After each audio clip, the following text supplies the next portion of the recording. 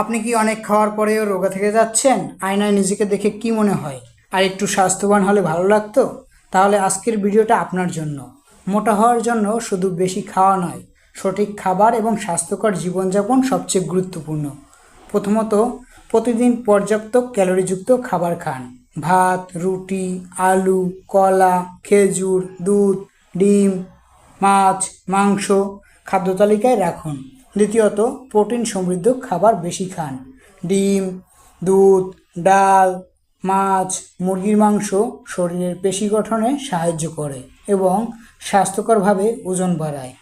তৃতীয়ত, দিনে 5 থেকে 6 বার অল্প করে খাবার খান, এতে শরীর বেশি পুষ্টি গ্রহণ করতে পারে। চতুর্থ, পর্যাপ্ত ঘুম অত্যন্ত জরুরি। প্রতিদিন 7 থেকে 9 ঘন্টা ঘুম শরীরের বৃদ্ধি এবং ওজন বাড়াতে সহায়তা করে। পঞ্চমত হলো হালকা ব্যায়াম বা শক্তিবর্ধক ব্যায়াম করুন, এতে শরীরের পেশি বৃদ্ধি পায় এবং ওজন স্বাস্থ্যকরভাবে বাড়ে। তবে মনে রাখবেন, দ্রুত মোটা হওয়ার জন্য অস্বাস্থ্যকর খাবার বা কোনো ওষুধ খাওয়া উচিত নয়।